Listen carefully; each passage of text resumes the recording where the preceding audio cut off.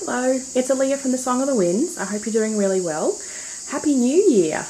It's about 7:45 in the morning, the 1st of January, where I am today, and I just wanted to pop in really quickly and just wish you the best for this coming year. I'm really excited about what we've all got planned. Numerology wise, we're moving out of a 1 year, which is where we are sort of more focused on ourselves, when we're more focused on achieving our goals as a singular sort of being.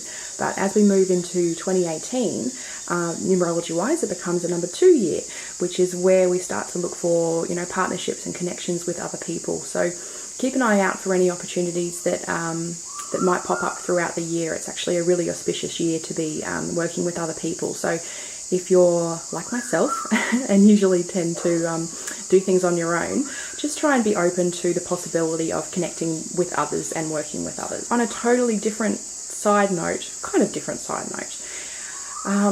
astrologically, everything's just kicking my butt at the moment. I was feeling so pumped and so motivated, and just, everything was just going so well towards the end of the year, and my planning was coming along nicely, and then I really started to feel the full moon as it approached, and it's just, it's knocked me for six.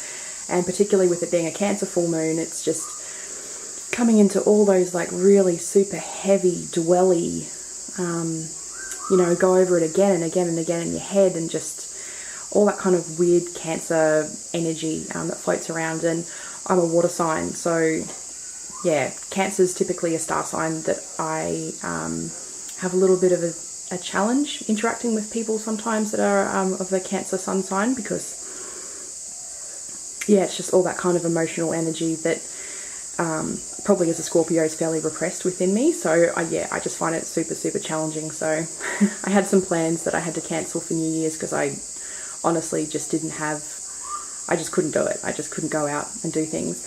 So I was spending a bit of time alone in my room last night, and I was doing my, tarot spreads and stuff for the new year.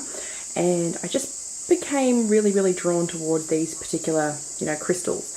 And it's not, like rose quartz and amethyst, of course, they're like, go-to sort of crystals. But I just want to encourage people, when you feel like there is a stone in your collection that is really, really calling you, to actually pick it up and start working with it, because I'm already feeling so much better for having spent some time with this particular rose quartz and amethyst.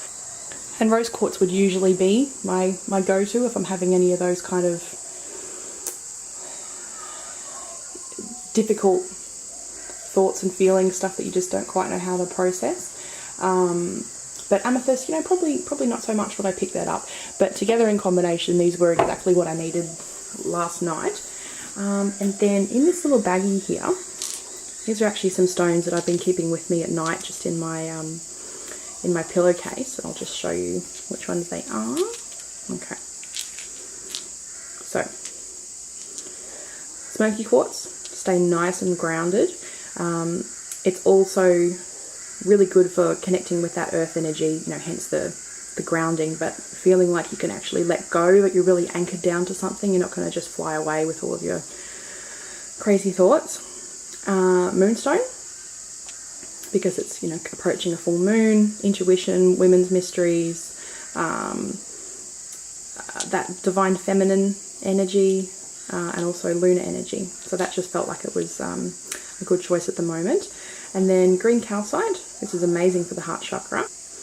All calcites have got a really gentle energy about them. There's nothing sort of quick about their transformation. It's really gentle. It sort of works at the pace in which you're comfortable working with, but it's sort of cooling. Like if you're feeling those kind of, really intense feelings where you almost feel like your body's hot, that can help sort of cool that down.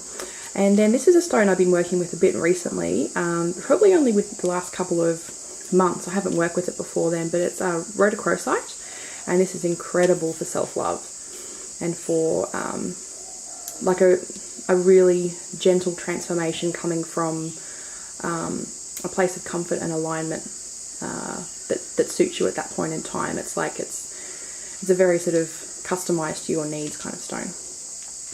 So yeah, I've been having really good results with these.